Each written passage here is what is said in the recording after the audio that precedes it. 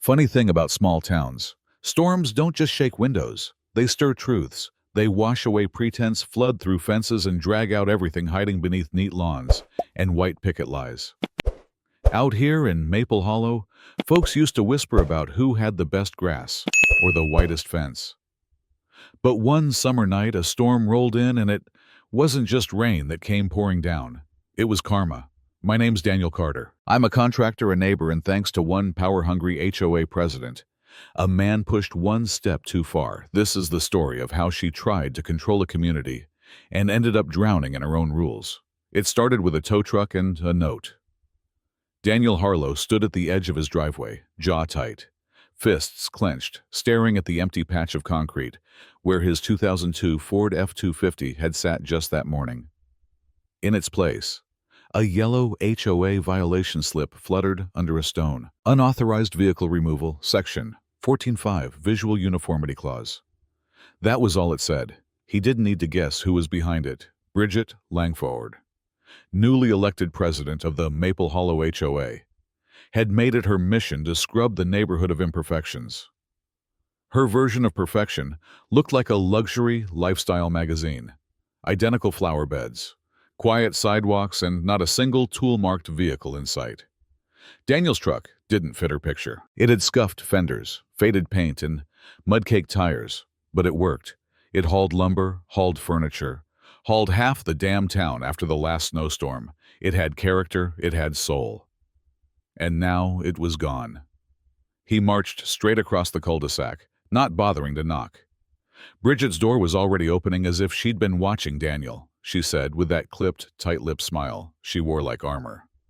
"I assume you're here about the truck." "You towed it," he said, his voice flat. "I enforced a regulation," she corrected. Section 14.5, vehicles that visually disrupt the neighborhood aesthetic may not remain in public view for more than 72 hours. "Your truck," she gave a theatrical pause, "is not in keeping with Maple Hollow's image."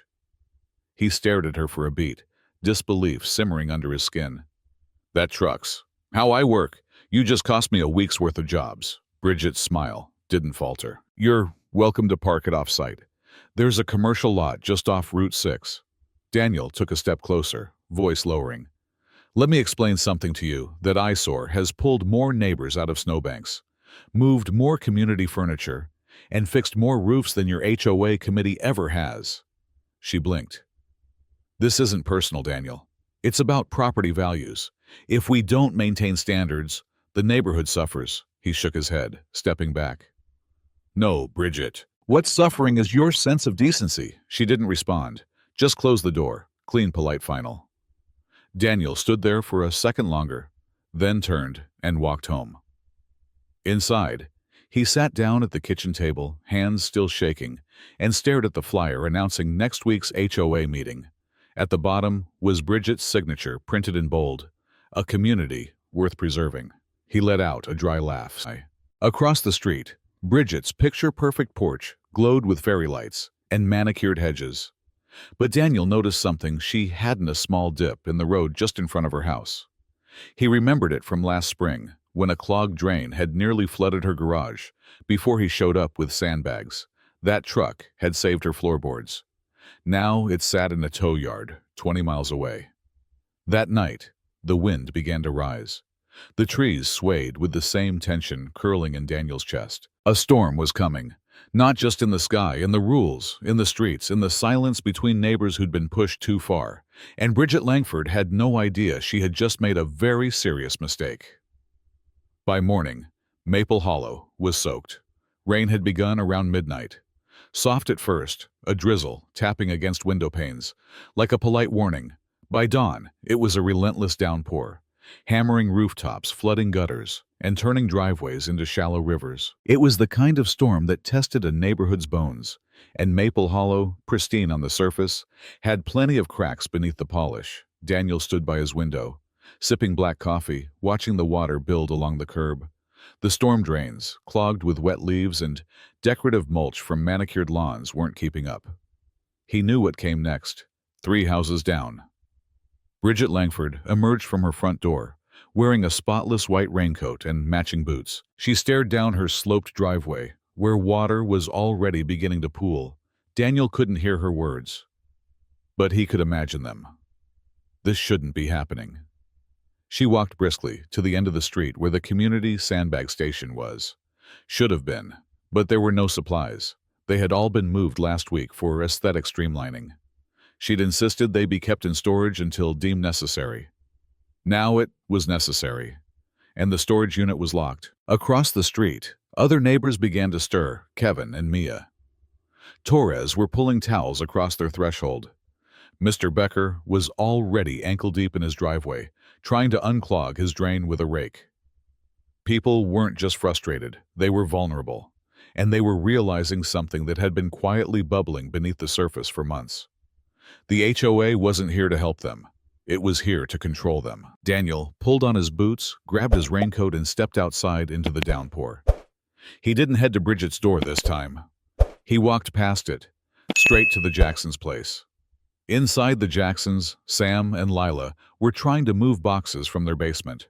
The water was rising fast, and Lila's hands trembled as she tried to lift a soggy cardboard bin. "Daniel," Sam said, surprised, as he opened the door. "You're soaked." "I've got a plan," Daniel said, brushing rain from his shoulders.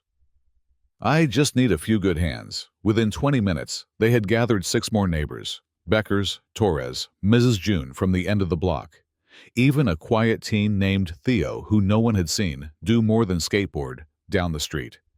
Daniel outlined it quickly: makeshift sandbag barriers, gutter clearing, water redirection, using planks and boards from his shed. All of it would have been faster if he had his truck, but the HOA had taken that from him. Bridget showed up halfway through the scramble, her umbrella wobbling, as she tried to maneuver around the muddy lawn. Her voice, sharp and accusatory, cut through the sound of rain. "What exactly do you think you're doing, Daniel?" He didn't look at her right away. Instead, he finished hammering a board into place along the Jacksons' flood line. When he turned, his voice was calm. "Fixing the mess your rules made." Bridget looked aghast. "These homes are at risk because people haven't maintained their properties. We have protocols for this." Daniel stepped forward, the rain plastering his hair to his forehead. "Your protocol is locked in a shed with no key. You pulled my truck because it didn't match your catalog cover, and now half this street is underwater." Her mouth opened, but no sound came out. Behind Daniel, others were watching now, neighbors with buckets in their hands, soaked clothes clinging to their skin, eyes narrowed not in fear but frustration. Lila stepped beside Daniel. Her voice was soft, but it carried. "My baby's crib was down there. Bridget, we almost lost everything." Then came Mr. Becker.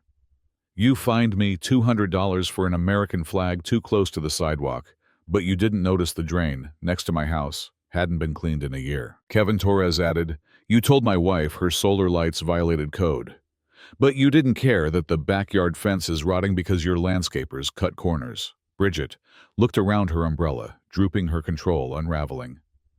This wasn't just Daniel's rebellion anymore. It was a reckoning. Daniel looked her square in the eye. "You wanted to protect property values. What you forgot is that property doesn't mean anything without people." The storm rolled on thunder, crashing in the distance. But something had shifted in Maple Hollow. The neighbors weren't just wet and angry, they were united. And Bridget Langford, for the first time since she took office, was utterly, completely outnumbered.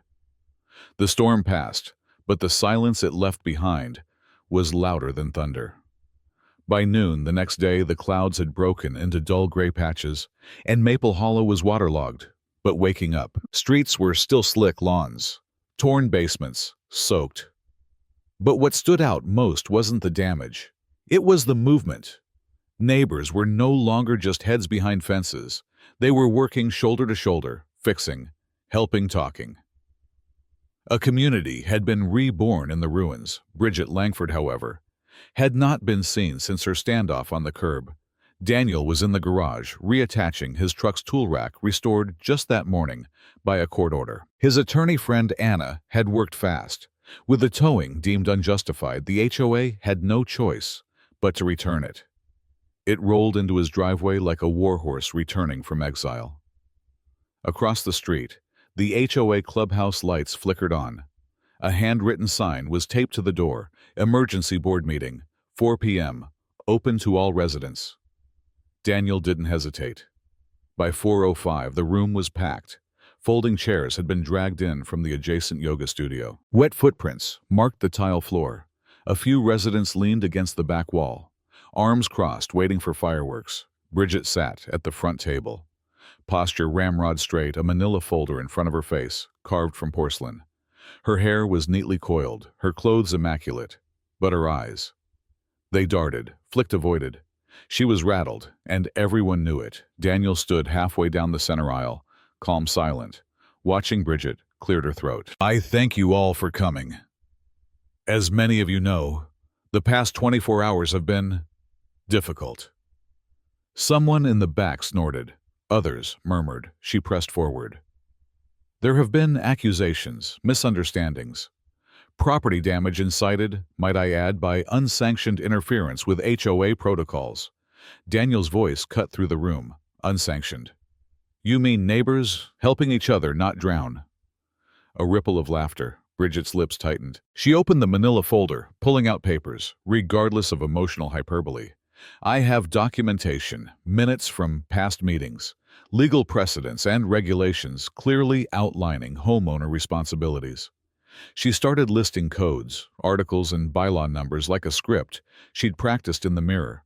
But the room wasn't with her. Mrs. Keller, who hadn't spoken at a meeting in 3 years, stood up, holding her phone. Would now be a good time to show the video of you ordering my husband to remove the sandbags we placed before the storm hit? Bridget paled. A teenager.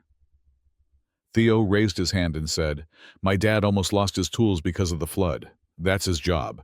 You took his only way to make money. Look, less offensive. Others joined in.